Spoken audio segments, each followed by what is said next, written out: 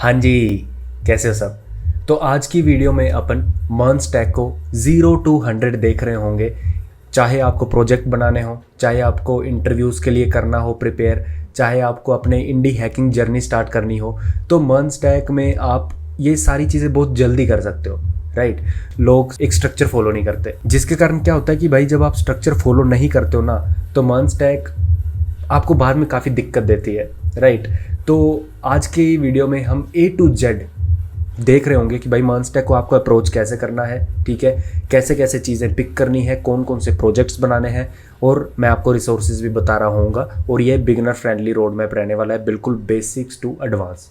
ठीक है, तो वीडियो को लाइक कर दो यार। स्टार्ट करने से पहले 20,000 सब्सक्राइबर होने वाले हैं, सो लेट्स कंप्लीट 20,000 सब्सक्राइबर। और अच्छी अच्छी वीडियो आ रही हैं इन अप्लाइड ऑपरेटिंग सिस्टम और बैकएंड मास्टरी एंड और भी अच्छे अच्छे प्रोजेक्ट्स आ रहे हैं, तो उसके लिए सब्सक्राइब कर लो। ठीक है, तो वीडियो स्टार्ट करते हैं। तो सबसे पहले मर्न स्टैक है क्या। ठीक है, MERN stack is nothing but एक डेटाबेस, मोंगोडीबी, ई से एक्सप्रेस, ठीक है, आर से रिएक्ट, एन से नोड जेएस। कुछ भी नहीं है, स्टार्ट करते हैं। पहले इसके भी पहले जो आता है इसका prequel which is HTML, CSS and Java script. ठीक है, तो सबसे पहले देखो आपको करना क्या है। आपको सबसे पहले HTML, CSS, जावास्क्रिप्ट से स्टार्ट करना है। ठीक है, क्योंकि ये आपको बोल सकते हो कि बेयर मिनिमम चीज़ें हैं। इसके लिए आप कोड विद हैरी की कोई भी क्रैश कोर्स उठा सकते हो, उन्होंने काफ़ी अच्छा पढ़ाया है। और 2 से 3 दिन लगेंगे आपको HTML, CSS के ऊपर, एंड कोड विद हैरी से आप A to Z कर सकते हो, कोई दिक्कत नहीं है। ठीक है, मेमोराइज कुछ नहीं करना है, कुछ भी याद रखने की ज़रूरत नहीं है। ठीक है, बिल्कुल करो, साथ साथ कोड करो एंड दैट्स इट। राइट। जो लोग बिगनर हैं, आप अपना IDE सेटअप कर लो। ठीक है, कुछ कोड एडिटर हैं लाइक VS कोड हो गया, जो कि एक बेसिक VS कोड में आप सारी चीज़ें कर सकते हो। तो आई वुड रेकमेंड कि अगर आप अभी स्टार्ट कर रहे हो तो VS कोड से ही स्टार्ट करो। सो आप अपना कोड एडिटर सेटअप कर लो अपने कंप्यूटर में एंड वीडियोस को देख देख के साथ में कोड करो for HTML and CSS। Basic website बनाओ, उसको डिज़ाइनिंग करो, that's it. So that's your 2 to 3 days plan. फिर आपको मूव ऑन हो जाना है JavaScript. So basically what ever you have done is कि आप एक स्टैटिक वेबसाइट बनाओगे जहाँ पे सिंपल आप हार्ड कोड चीज़ें करोगे, टेक्स्ट वगैरह, उसको स्टाइलिंग करोगे CSS के थ्रू।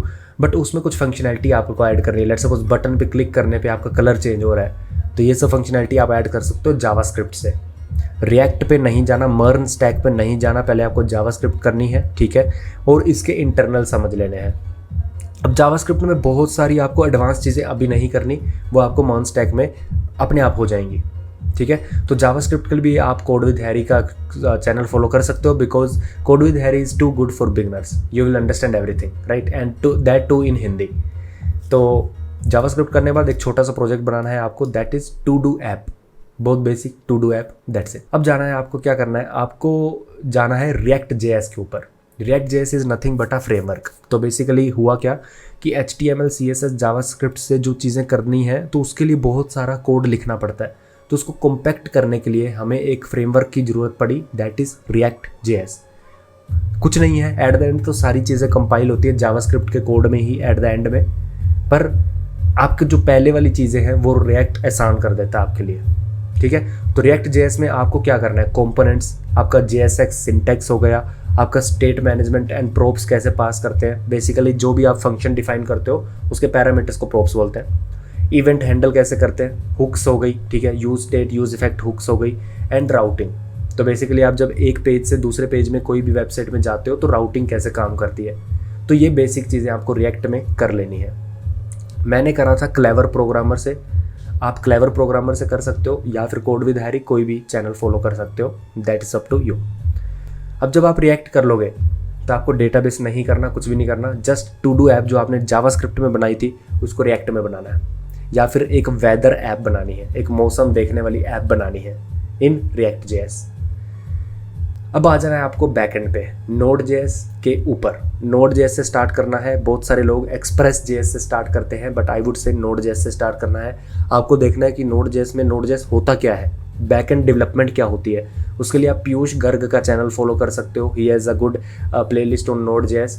तो नोड JS में NPM क्या होता है, आप पैकेज डाउनलोड कैसे करते हो, राइट, ये सब चीज़ें हो गई। फिर आप REST APIs कैसे इंप्लीमेंट करते हो कि आपके फ्रंट एंड को कोई चीज़ चाहिए बैकएंड से, वो कैसे लेके आएगा। So that is fetched via rest APIs. तो वो कैसे डिफाइन करते हैं, ठीक है। अब रेस्ट एपीआईज में CRUD आता है, काफ़ी इंपॉर्टेंट चीज़ है। CRUD मतलब क्रिएट, रीड, अपडेट, डिलीट, ये सारी एपीआईज आपको इम्प्लीमेंट करनी है either for your weather app या फिर टू डू ऐप जो भी आपने बनाई थी, ठीक है जी। कुछ नहीं करना, सिंपल सा प्रोजेक्ट पहले बनाना है, कुछ हार्ड एंड फैंसी कुछ नहीं सोचना, ओवर थिंकिंग नहीं करनी, जस्ट एक प्रोजेक्ट बनाना है, that is to do app या फिर वेदर ऐप, दैट्स इट, ठीक है। अब आपने रेस्ट एपीआईज कर ली। अब जो चीज़ लोग मिस करते हैं ना, that is error handling. Error handling आपको आराम से अच्छे से पढ़ना है कि भाई जब कोई चीज़ एरर आती है तो उसको कैच कैसे किया जाता है, उसको कैसे हैंडल किया जाता है। तो ये आप जरूर से पढ़ लेना, क्योंकि दैट इज़ वेरी इंपॉर्टेंट। कोई भी चीज़ फटती है जब आप प्रोडक्शन में लिख चाहते हो तो वो एरर हैंडल ढंग से ना किया हो तभी फटती है, ठीक है। तो अगेन टू डू ऐप में अपनी एपीआईज इंप्लीमेंट करो। जो अभी आप जो टास्क ऐड कर रहे थे अपने फ्रंट एंड में, वो अब एपीआई कॉल होगी बैक एंड में कि भाई मेरा एक टास्क ऐड कर दो इस ऐप में, ठीक है। लेकिन अभी भी बैक एंड के वो लोकल स्टोरेज में चीज़ें स्टोर हो रही होंगी, इसके लिए आपको डेटाबेस चाहिए। Database is nothing but a kind of एक कंप्यूटर या हार्ड डिस्क आप बोल सकते हो सिंपल भाषा में, जहाँ पे आपकी फाइलें पड़ी होती हैं, लेट्स सपोज, जहाँ पे आपका डेटा सेव होता है। तो अब आपको क्या करना है, अब आपको जाना है मोंगोडीबी डेटाबेस पे, ठीक है। इसके पहले आपको पढ़ना है कि NoSQL और SQL डेटाबेस क्या होता है, ठीक है। मोंगोडीबी में डॉक्यूमेंट बेस्ड डेटाबेस क्या होता है, ठीक है। फिर आपको मोंगोडीबी में पढ़ना है CRUD ऑपरेशन की, आपको create, read, update, delete queries कैसे लिखते हो। Database is entire a program itself, right. तो डेटाबेस भी एक प्रोग्राम है, एक कोड है, तो उसमें की चीज़ें कैसे काम करती हैं इज़ थ्रू क्वेरीज। तो आपको क्रिएट, रीड, अपडेट, डिलीट ये सब क्वेरीज देख लेनी है।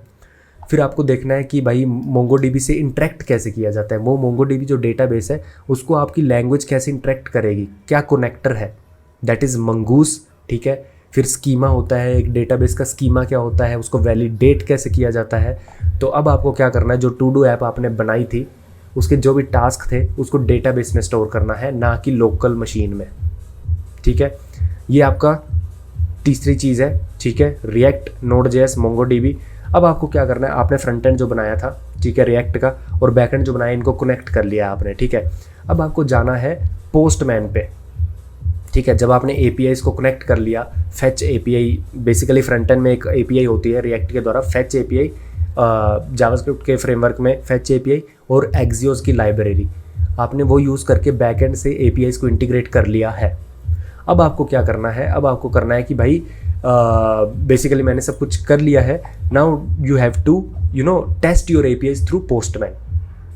कभी भी अपनी एपीआईज बना के फ्रंट एंड में डायरेक्ट इंटीग्रेट नहीं करनी। जब आपने बैक एंड में कोई चीज़ें बनाई हैं उसको पोस्टमैन के थ्रू टेस्ट करना है। आपको बैक एंड को सेपरेट रखना है, फ्रंट एंड को सेपरेट रखना है। It's not because you are working on front end back end both कि आप दोनों कभी इधर स्विच कर रहे हो कभी उधर। First complete your front end, complete your front end. उसमें जब आप एपीआईज मतलब फ्रंट एंड को जो एपीआईज बैक एंड से रिस्पॉन्स चाहिए, ठीक है, उसको मॉक कर लो, हार्ड कोड कर दो। बैक एंड पहले बनाओ, फिर उसको पोस्टमैन के थ्रू टेस्ट करो, सारी एपीआईज चल रही हैं, फिर उसको फ्रंट एंड में लेके जाओ। That is the path that you have to take. Now ये बहुत सिंपल चीज़ें हैं, बहुत सिंपल। मैंने एक टू डू ऐप प्रोजेक्ट इसलिए लिया है क्योंकि एक बहुत सिंपल प्रोजेक्ट है, पर इससे आप बहुत कुछ सीख सकते हो। एक छोटा सा प्रोजेक्ट आपको बहुत कुछ सिखा सकता है। कैसे? Next thing is authentication and authorization, ठीक है। अब आपको क्या करना है, आपने front end back end to do app का बना लिया, मोंगोडीबी में आप अपने टास्क सेव कर रहे हो। बट जो मैं अपने टास्क सेव करना चाहता हूँ और जो आप टास्क सेव करना चाहते हो डिफरेंट होंगे ना। आपको यूज़र बेस्ड कुछ तो रखना पड़ेगा कि यूज़र लॉगिन करे उसके बाद अपने टास्क सेव करे, ताकि लवप्रीत के task is different from let's suppose Rahul के task, right. So what you have to do now is to implement authentication and authorisation, and this this situation of implementing authentication and authorization is very common nowadays। आपको कोई भी startup, मतलब startup तो क्या, आपको कोई भी छोटा सा प्रोडक्ट बनाना है, ठीक है, छोटा सा प्रोजेक्ट बनाना है, प्रोडक्ट बनाना है, उसमें ये आपको लगाना ही पड़ेगा। So now what you have to read from documentation, क्योंकि आप जब इतना कुछ कर लोगे ना तो आपको अब डॉक्यूमेंटेशन पढ़ने की आदत डालनी है, ठीक है। अब आपको डॉक्यूमेंटेशन पढ़नी है instead of watching videos and implementing stuff. तो अब आपको डॉक्यूमेंटेशन में जाकर पढ़ना है ऑथेंटिकेशन एंड ऑथराइजेशन होता क्या है, JWT टोकन्स क्या होते हैं, ठीक है, इनको कैसे हैंडल किया जाता है, सेशन कैसे मैनेज किया जाता है एक यूज़र का लॉगिन लॉग आउट में, ठीक है। तो ये सब आपको देखना है और इसको अपने टू डू ऐप में लगाना है। अब मैं पहले लॉगिन करूँगा, फिर मेरे टास्क शो होंगे जो कि आएंगे रीड एपीआई के थ्रू। रीड एपीआई क्या करेगी, मोंगोडीबी से मेरे टास्क लेके आएगी, मेरे को देगी। ठीक है, तो now this is happening after the authentication and authorization. अब आपका ये छोटा सा प्रोजेक्ट बन गया है, सब कुछ बन गया, अब आपको इसको डिप्लॉय करना है। डिप्लॉय क्या होता है कि भाई अभी आपके लोकल सिस्टम में सब कुछ चल रहा है, लेकिन अगर मैंने जो प्रोजेक्ट बनाया वो अपने पापा को मुझे दिखाना है, वो जो घर पे बैठे हैं, तो उसको कैसे दिखाऊंगा, right. So I have to send some link, जैसे google.com होता है वैसे कोई लिंक सेंड करना पड़ेगा जिसको वो क्लिक करके देख पाएंगी भाई क्या बनाया है मेरे बेटे, right. So now what you have to do is कि you have to deploy your project, and deploy करने के लिए आप वर्सल, AWS कुछ भी यूज़ करोगे, एंड यूज़ करने के बाद आपको डॉक्यूमेंटेशन पढ़नी है कि भाई चीज़ें डिप्लॉय होती कैसे हैं। ठीक है, अब आपकी एक टू डू ऐप बन चुकी है, टू डू ऐप बन चुकी है जी आपकी एक, ठीक है, जहाँ पे आपके टास्क सेव हो रहे हैं डेटाबेस में, वहाँ से रीड होके फ्रंट एंड में आ रहे हैं, और यूज़र लॉगिन करने के बाद अपने टास्क देख पा रहा है, राइट। तो ये आपका बहुत छोटा प्रोजेक्ट है। आप बोलोगे इतना छोटा प्रोजेक्ट क्यों? देखो, अगर आपने ये प्रोजेक्ट एंड टू एंड बना दिया ना, देन आप कभी किसी से नहीं पूछोगे कि भाई रिएक्ट में ये चीज़ें मैं कैसे करूँ, आप अपने आप पढ़ के उसको कर लिया करोगे। But you have to start small and smartly. ठीक है, अब आपको क्या करना है, अब आपको जब ये डिप्लॉय कर दोगे ना, इसमें चीज़ें ऐड करनी है। क्या चीज़ ऐड करनी? सबसे पहले इज रिएक्ट रिडक्स।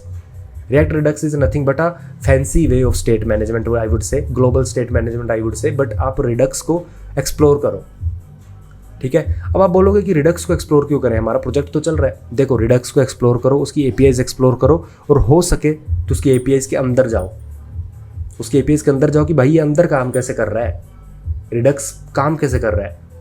ठीक है, इवन वीडियो भी देख सकते हो कि react Redux making react Redux from scratch. ठीक है, अपना react Redux global state management कैसे हम इम्प्लीमेंट करें, तो कुछ भी देख सकते हो, बट रिडक्स स्टार्ट करो ताकि आपको थोड़ा समझ आए कि भाई फ्रंट एंड में भी लॉजिक लिखे जाते हैं। ठीक है, उसके बाद आप क्या कर सकते हो, परफॉर्मेंस ऑप्टिमाइजेशन कर सकते हो अपने टू डू ऐप की, लेजी लोडिंग ऑप्टिमाइज कर सकते हो, एपीआई कॉल्स को, अपनी जो मोंगोडीबी की आपने क्वेरीज लिखी हैं उनको ऑप्टिमाइज कर सकते हो। कैसे करना है? डॉक्यूमेंटेशन पढ़नी है, ब्लॉग्स पढ़ने हैं कि भाई I want to optimize my create read APIs from MongoDB, how to do that. Chat GPT है, क्लोड है, उनसे पूछो। Now you have to build upon the things that you have made, तभी सीखोगे। कोई एक प्रोजेक्ट बनाने के बाद दूसरे प्रोजेक्ट पे मत चले जाना जल्दी से जल्दी, इस प्रोजेक्ट में ऑप्टिमाइजेशन ऐड करनी है आपको। ठीक है जी, अब आपने जब रिएक्ट कर लिया और ये छोटा सा प्रोजेक्ट बना लिया, अब आपको क्या करना है? नेक्स्ट जेएस सीखना है? नहीं, अब आपको एक अच्छा प्रोजेक्ट बनाना है कोई भी। ठीक है, अब वो प्रोजेक्ट छोटा हो सकता है, बड़ा हो सकता है, कुछ भी हो सकता है। ठीक है, बस वो प्रॉब्लम सॉल्व कर रहा होना चाहिए। ठीक है, जैसे कि मैं एग्जांपल देता हूँ कि ट्विटर पे बहुत सारे लोग प्रोजेक्ट आइडियाज़ अपने शेयर कर रहे होते हैं, या फिर प्रोडक्ट हंट पे लोग शेयर कर रहे होते हैं, उनका प्रोजेक्ट उठाओ। ठीक है, it's all about optimization and speed. कोई भी प्रोजेक्ट आपका कोई बंदा तभी खरीदेगा या तो वो प्रॉब्लम एग्जिस्ट करती है, अगर आप प्रॉब्लम एग्जिस्ट करती है यानी उसको नहीं फाउंड आउट कर पा रहे, तो सिंपल किसी और का प्रोजेक्ट आप उठा सकते हो, उसको कॉस्ट ऑप्टिमाइज उसकी कर सकते हो कि भाई इसको सस्ता कैसे बनाऊं और इसकी स्पीड कैसे बढ़ाऊं। ये दो चीज़ें हर किसी को चाहिए होती है।